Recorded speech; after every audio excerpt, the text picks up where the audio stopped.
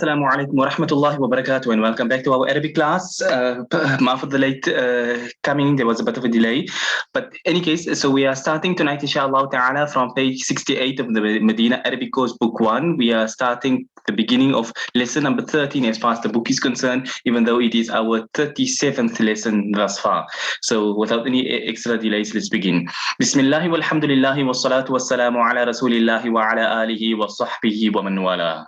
So we are doing a darsu thalitha ashara, the 13th lesson. So first thing on the page, we have touched upon this before. You see the alif between the brackets. In English, when you are breaking things down, they would put it as, for example, section A and section B and so on. So when they're putting it in this book in modern Arabic, they would put it as section alif, which is A, and section ba, which is B, and so on and so forth. So this alif over here is not teaching you about an alif. It's simply just section A of lesson number 13. So what's the crux of the lesson? Let's look at the first sentence and then you'll get an idea of it. So the first sentence says, Man ha'ula il fityatu tiwalu ya aliyu. Man ha'ula il fityatu tiwalu ya aliyu. Who are these young, tall youngsters, O Ali? Who are these tall youngsters, O Ali? So what are we learning over here? Ha'ula'i, al-fityatu, al-tiwalu. In reality, we know all three of these, but in a singular form. So the picture over here is what this is relating to. We did the word fata. Fata as a young boy. And fatatu with the ta on the end, ta marbuta, was a young girl. So fityatu is a plural of the word fata, the masculine form. So fata singular, fitya plural. So fityatu is plural, meaning these young boys. Now you know we did the word hadha, as in hadha rajulun, hadha baytun, hadha, and so on and so forth. So that was for singular masculine. But now we're doing plural masculine. So Arabic, like I mentioned before, when we did the Ad-Damair booklet, the Arabic pronouns, I made mention of the fact that we have singular, dual, and plural where Arabic is concerned, unlike English, which only has singular and plural. So what we are doing, we're skipping the dual form for a later stage, and right now the book will focus on the important thing of plurals. So in Arabic, there are actually a lot of plurals, so I'm not going to jump too much into the deep end right now. Let's focus on what we are seeing and doing at the moment, and we take things one lesson, one day at a time. So man ha'ulai. Ha'ula, like I said, singular form is hadha, plural form is ha'ula. Hadha, this. Ha'ulai, these. So that is the first word, which we have changed from singular form to plural form. But remember, masculine only. They're like the singular for feminines, there are plural for feminine as well. But the lesson here is focusing on masculine because it don't want to burden you with too much all at once. So let's do things one by one. So we did the word hadha, plural, it becomes ha'ulai. We did the word fata, plural becomes fityatu. And we did the word tawilu, for rajulun tawilun, a tall man. So the plural form of the word tawilun is tiwalun, but obviously when you've got alif and lam on it, then it cannot have tanween. So al-fityatu tiwalu. Man ha'ula il-fityatu tiwalu ya aliyu. Man hadha al-fatatu tawilu ya aliyu. Man hadha al-fatat tawilu ya aliyu. If I were to read it in a singular form. So we are just simply taking what you have already done, all the words the vocab that we have used, and we are transforming it into plural forms. So that's the crux of what tonight's lesson is all about. If there's any questions at any point in time, anything at all, no matter how minuscule you may think it is, you're more than welcome to ask your questions. Don't wait until the end. Don't think, oh, okay, maybe everybody else knows it. Maybe it's a silly question. There's no such thing as a silly question. So go ahead and ask anytime you need to have anything clarified. So that was the first sentence. Who are these tall youngsters, O Ali? And the reply given is, tullabun jududun. Plural. Remember we did singular. Now we're doing plural. like I've always mentioned time and again, that things got to correspond in number and in gender. I often always put in the word in number and gender. So here you have, we're talking about haula il fitya.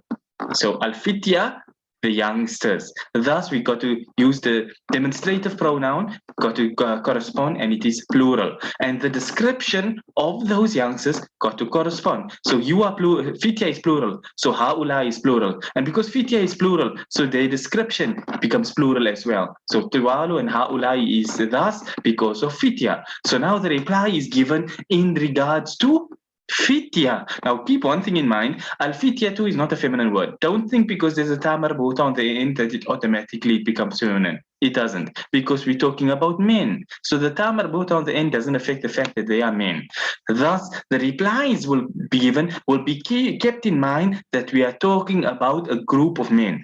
Now, a plural form in Arabic is 3 to however many unlimited amount. Singular is singular, dual is for 2 people only, and when there's 3 or any amount, you use the plural form. So now the reply is, who are these tall? There can be 4, there could be 4,000, it doesn't matter. We'll still use the same words. So the reply given now is hum. Remember, huwa singular, huma dual, hum plural. You can reference back to the Abdamair booklet. We did the entire 14 pronouns and possessive pronouns as well. So whom is the plural form of they, he, them two, and all of them. So whom is plural masculine third person. They. Who are they? They طلاب. We did the word طالب, طالب meaning a male student. طلاب means plural male students. Hum طلاب. And we did the word jadidun. Jadidun means new. Jududun is the plural form of the word jadidun. Now, things will appear confusing at first, and I do not blame you at all. Okay, question over here. Is anyone else getting very low sound? Very low sound. Let me just test my speaker. Okay, my thing is telling me that I'm getting high level sound, but yeah, it's showing I'm hitting full bars over here. So if anybody else can confirm if they're having a bit on the low side, but let me up it just so little bit anyway, nonetheless.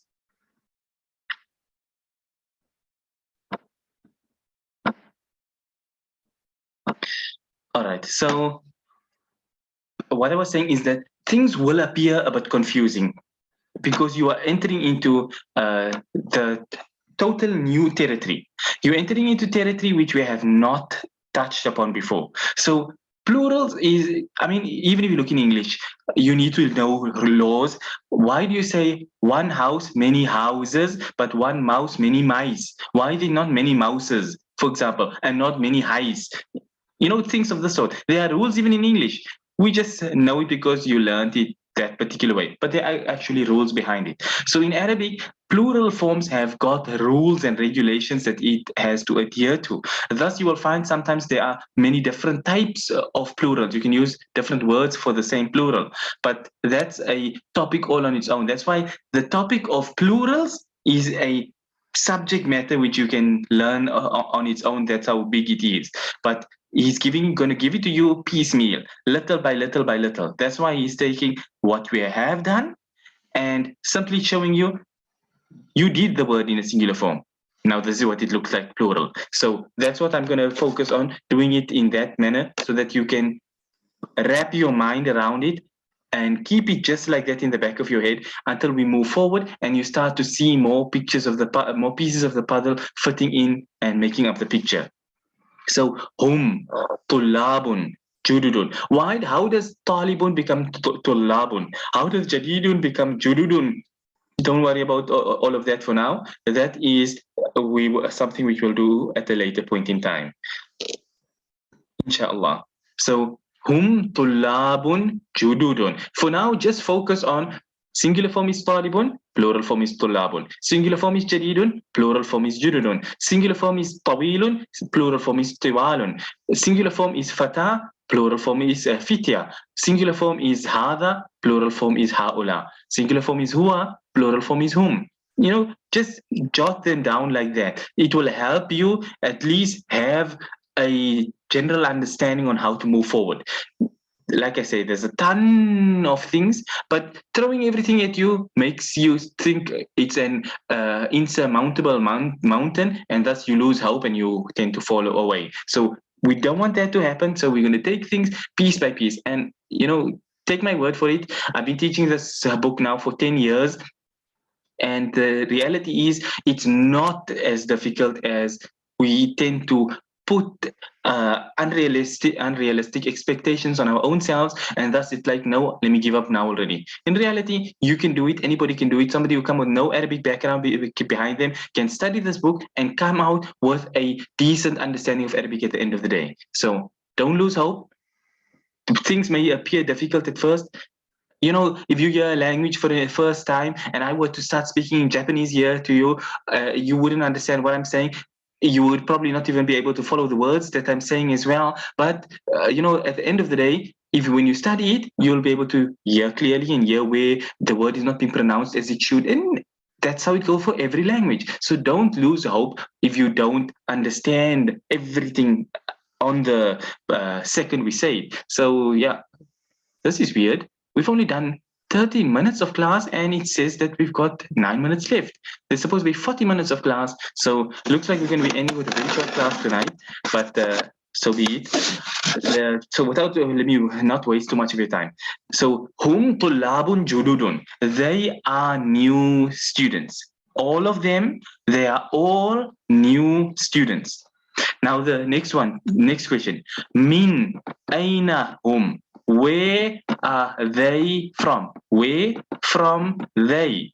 Where are they from? Min aina hum. Min aina huwa. Where is he from? Min aina hum. Where are they from? And the reply given is hum min America. They are from America. America is America. We have done America before. So min America is like we had done. Huwa min America. Huwa min al-Yabani. Huwa min Inkaltara. Huwa min al-Filippini. Different countries. So hum, all we are changing. Huwa is becoming hum. That's it. Simple, straightforward. Hum min America. They are from America. Now, if you're thinking in English, then just use the accompanying word. So we know that whom is means they, huwa means he is from America, they are from America, huwa min America, hum min America. Even if you're using from an English translating backwards into Arabic, even that should be able to make it easy for you. But hum min America, they are from America.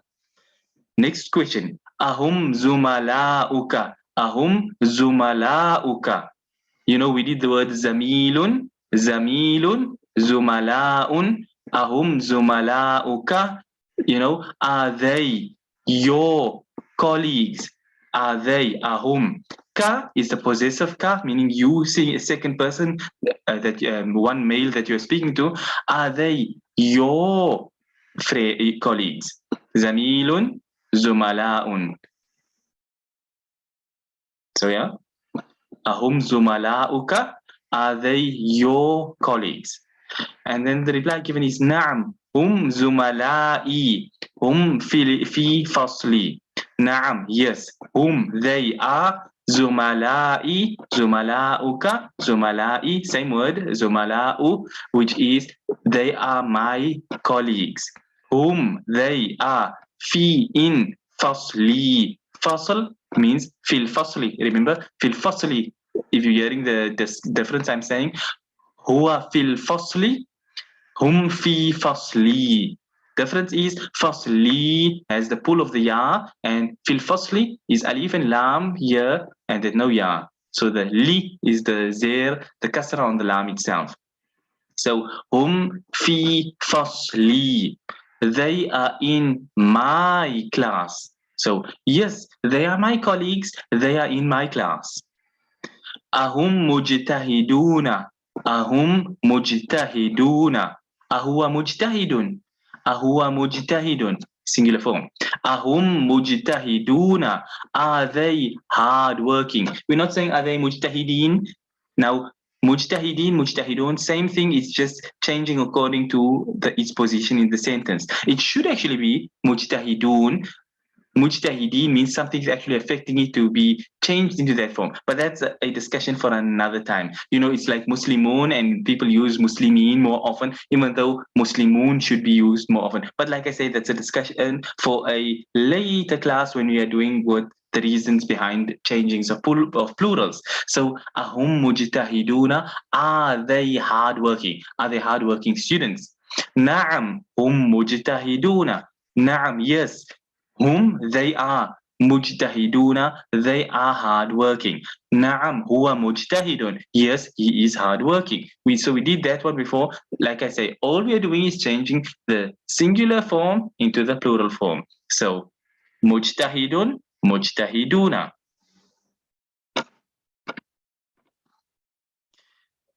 Okay, next one is ma asma'uhum. Ma asma'uhum. What are their names? Whom they?